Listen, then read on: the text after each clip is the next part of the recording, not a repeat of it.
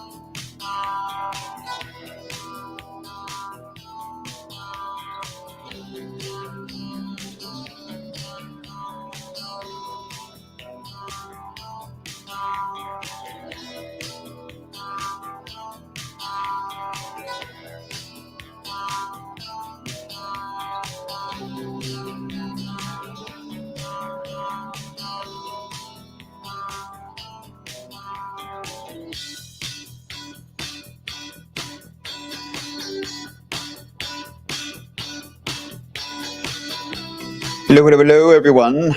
Good morning to you. Welcome to Election Day / Snow Talk on this, what is today? Today is, Election Day. Yeah, of course. Tuesday, November the 7th. Hope you guys are doing well. I'm wave meteorologist Brian Good. Saw your comment about Facebook. Is anyone else having the same problem with it lagging at all?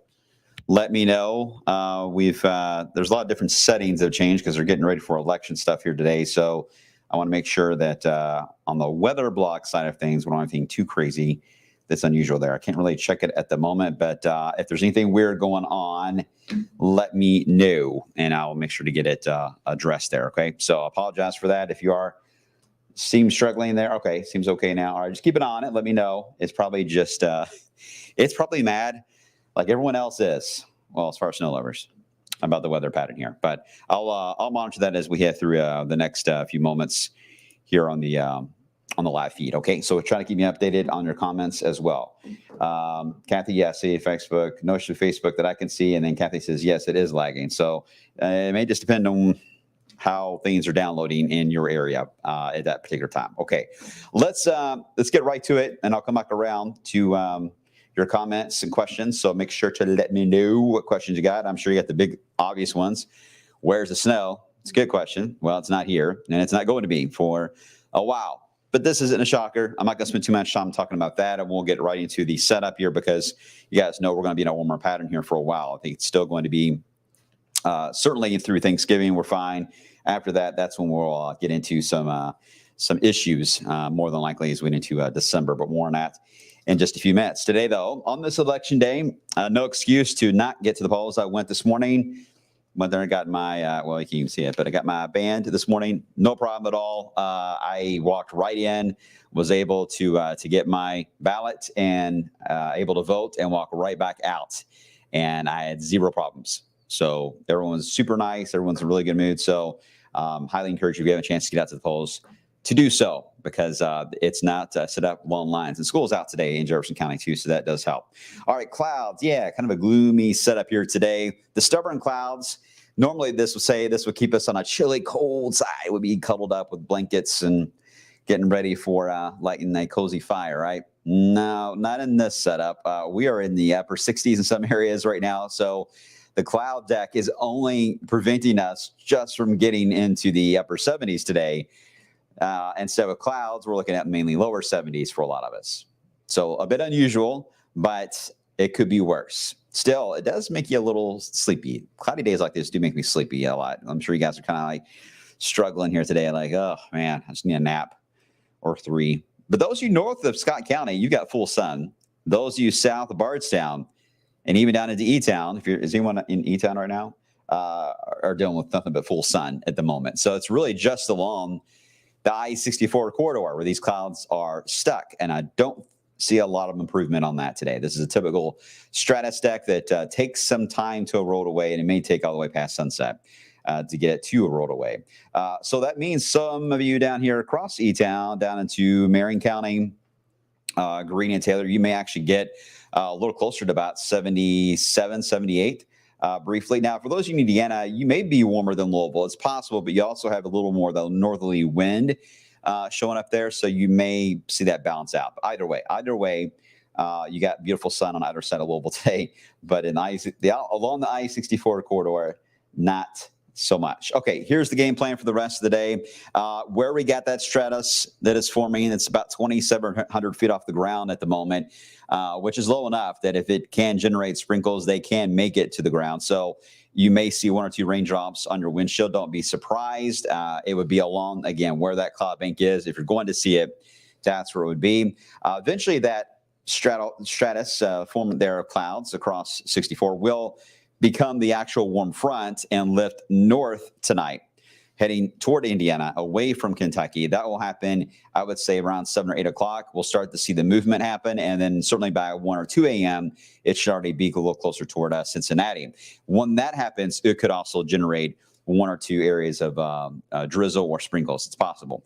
That'll move out of here, and then tomorrow morning, we'll have a higher deck of clouds to start things off. Still will be warm tomorrow morning, by the way. You still likely will not hear the furnace kick on too much at all tonight. But once we get toward lunch tomorrow, 1, 2 o'clock, somewhere in that range, the high deck of clouds will likely thin. As soon as that happens, then the window's open for us to get to a record high potentially for several sites across Kentucky and Indiana. But certainly in Louisville, the record high is 82, set back in 2020. It just depends on when do the high thin clouds clear out. As soon as that happens, the, again, game plan begins, but we also are up against an earlier sunset clock, so we'll see whether or not we have enough room to work with at that point to see a temperature climb. We're still thinking about 80 to 81 right now, just shy of the record, but it'll be close. It'll be close. The wind will pick up, although the windiest that I see really of the entire 10-day is actually tomorrow night, not during the day tomorrow. It's right when the front is actually trying to move in from our north and west, and that'll put it close to 11 o'clock news tomorrow night that the wind will start to pick up a bit more. So once again, wind chime weather, I like to call it. You'll hear those wind chimes pick up as we'll start to see a southerly wind kick in that eventually will shift around to more of a northwest wind while you are asleep tomorrow night into early on Thursday. That will be a cooling wind that will also help generate some very light showers. Right now, I'm only seeing about 1/10 of an inch on the rain accumulation side of that, so not very impressive on rain. But you will likely wake up Thursday morning with a bit of a cooler flow and some areas of light showers or drizzle. Now, normally in this setup, this too would be what we call a cold air advection setup, to where you would get falling temperatures throughout the day. Your midnight temperature tomorrow night would be the high listed in the book for the day. And then you'll see falling temperatures all day long. You see the numbers in Illinois and back in St. Louis in the 40s and 50s. However, It looks like we'll have some sun that may counteract that to where we should be able to hold steady in the mid 60s for a while until we see a drop off. Then we get into Thursday night into Friday, and this is where this wave we were talking about, how far north would it travel? Well, I've seen a lot of the modeling kind of flip back and forth on that northerly position of that. Still looks like if you are from Bowling Green, Horse Cave, Kentucky, you guys been down there before? It's a nice little stop on 65. Through Hodgenville all the way to, say, Eminence, Kentucky, Newcastle area, Lexington. That spot and south, you are a little more primed to get, I would say, maybe a quarter of an inch of rain, maybe more, out of this secondary wave. If you're north of that, while the rain may go all the way toward Indiana, it would be much lighter. But I still think at the moment that your heaviest is going to be over Kentucky. But there is enough. This is the first high-res model that's been able to fully see the system now. We got others coming in as I'm talking to you all. Now that daylight saving time is over, we're getting these model runs earlier. So now we're able to see how this is playing out. I got two that I need to look over for the midday show. But in general, we should see the lighter rain likely develop as we head into Thursday night and early on Friday. What is interesting is that the Euro wants to paint another wave of that light rain over the weekend. It's the only one right now doing that. So the weekend right now will go with mainly dry, but there could be still some changes to the weekend because the pattern is not going to change dramatically for the weekend. So if there's another little ripple that can move in across our southern areas, it could add for another rain chance over the weekend. But got a feeling right now we're going to have to keep that chance low until we get better agreement. Here's a look at the grid on the numbers.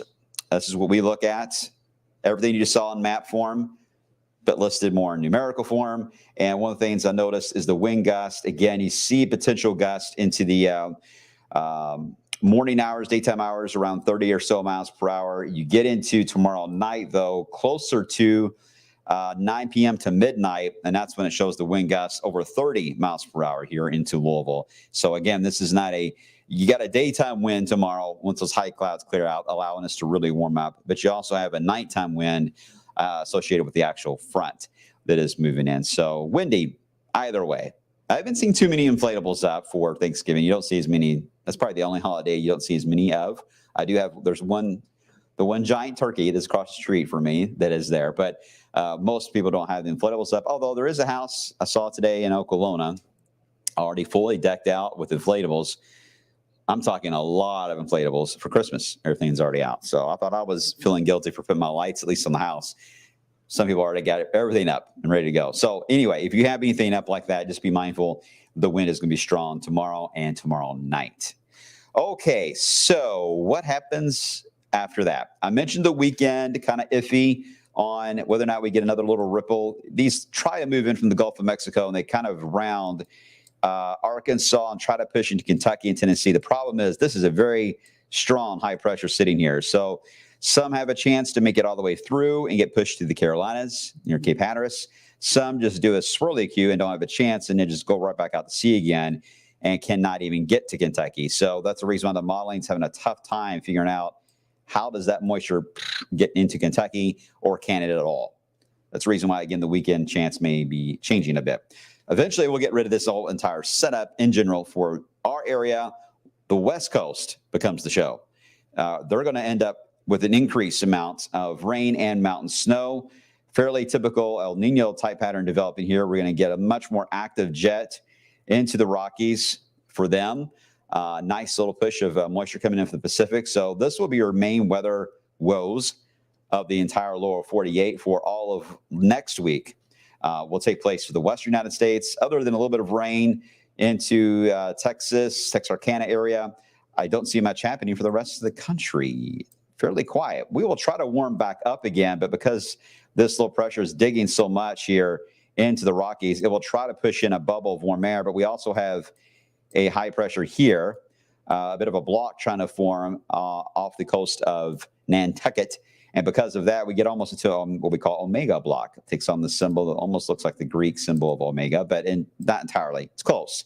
But you get the idea. You got a trough on a ridge and then more of a troughiness there. So that should allow for us to get our toes into that ridge part or into the warmer air to where we should see a slow warming trend next week. Nothing as fast or as rapid as what we've had this week, but a slow one certainly is possible. But fairly quiet weather, really quiet. All right, this is good. If you need some time to get things done, run errands, get doctor's appointments, got stuff to get done outside, this is a weather pattern that's going to be more on your side than against you, so that's good. What happens after that? Well, I mentioned we've got the active weather out west. Some of that will try to sneak in toward the end there of the 10-day. But looking at the new snow matrix, I don't see much happening until, I know you can't see the dates very well. This is roughly the 21st through Thanksgiving Day. It just starts to pick up a little bit of noise, just a little bit of noise on potential snow. But they're all gray. Remember, gray is not good. If you're a snow fan, you want blue and pink. You want blue and pink. Gray, not good. And there's not many of them. You want a lot of them to show up, the different model ideas, but it's not very noisy. Only little specks of a hint here and there. The new outlook for December did come out. Got that map pending for you guys, but I'm going to let it do one more update cycle. We got plenty of time, right? What's the rush? And I'll have that for you guys on Friday this week. We'll talk more about that. Looking at the polar vortex, again, the coldest of the air overall is going to be settling into Siberia. The low pressure that was the little smaller one around Greenland begins to fade out in the extended. But you see, as you look at the United States, there's Louisville there. You see Louisville listed there at the bottom, this bottom middle, if you will. The center of the cold, the worst of winter in the northern hemisphere, is going to center more into Siberia. That's not a bad thing, because what it's doing is it's building up the snowpack into Siberia. And the Rockies start to build up some more as well as Northwest Canada. All we need now is the weather flow and the weather flow and the weather pole, as in the North Pole, to cooperate and get a little more of a cross-polar type of setup to bring down some of that colder weather in our way. That takes time, guys. And every time we see it happen, again, you got to add 7 days to that to get the true timing, because models tend to be a little fast. But I will say this. We've got to get some of the snowpack to build up a little more if you want the really cold stuff. Some of you like the really cold stuff. I don't. I just want it cold enough to snow. That's my gripe as a snow lover. I don't want 15 below zero. No, I don't want that. No. People think I do. I don't. I want 32. 32 is good. I'm fine with that. Just enough to snow. I just need the snow track for it to be a wet snow, and I'm very, very happy. So I don't think this is going to fill in all the way this winter, guys. I don't, because of El Nino. I think this is going to be lacking. So what are we going to do about that? Well, as the core of the winter forecast tries to explain, I know it's tough to do in words, but let me rehash again. We will get some cross-polar flow at times. Cold air will come in, but it will likely be modified because there is no deep snowpack where we need it to be in the northern United States into central and southern Canada. So how do we get snow? You still got the subtropical jet that is going strong for you. You've got the two have got to meet up, but they only have to meet up just to the point of where it's just cold enough to snow, and that's how you get your whammies. But we'll see if that happens or not. No one knows that. I don't know that, but I'm just explaining to you how it happens in this kind of scenario. You can still get some interesting snow. That's when your snow map will look weird when this does indeed happen, which will be later into the winter season, but you get a path of snow that goes like from the deep south or into the Carolinas. You get something weird like that, and there's nothing. There's no snow on the ground in Minnesota. It looks like that on a snow map. That's the kind of setup this winter is likely going to feature for this year.